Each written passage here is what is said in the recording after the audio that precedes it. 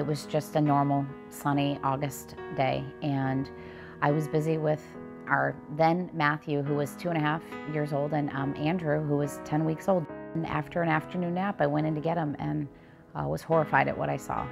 That was the beginning of a 33-month journey to fight to save our son's lives. I remember when they walked in and said, "Your son has hemophagocytic lymphohistiocytosis."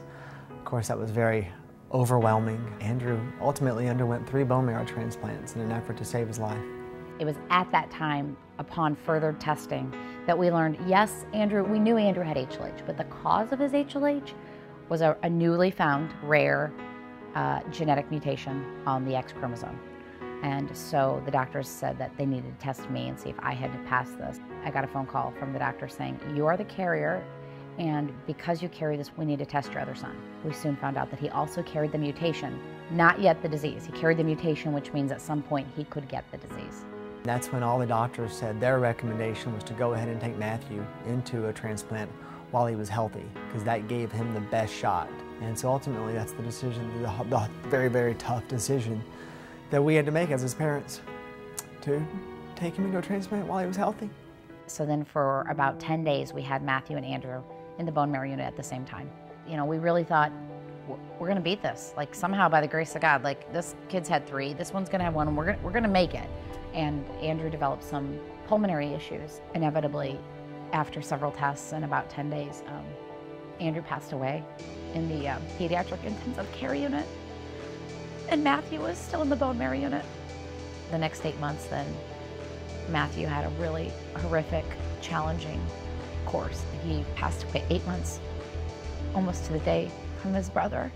So after both of our boys passed, we decided to start the Matthew and Andrew Akin Foundation to provide resources for children and their families going through the bone marrow transplant process, educate the public on the importance of joining the National Bone Marrow Registry, and providing funds for histiocytosis research. It's so easy to join the National Bone Marrow Registry in that it's a simple swab of your cheek to join. You're sitting out there on the registry and you might get that phone call one day from the registry letting you know that, hey, you're a potential match for this person. It's an outpatient procedure where they stick a needle in your hip bone and withdraw the marrow. It's covered by the patient's insurance. It doesn't cost you anything. You are under general anesthesia. You don't feel it. Blood products cannot be manufactured. They have to come from human beings, from you and I. It costs you nothing. It takes such a short amount of time, and it's something, again, that saves lives. We went through a horrible experience. Our sons underwent a total of 4 bone marrow transplants. They ultimately both passed away.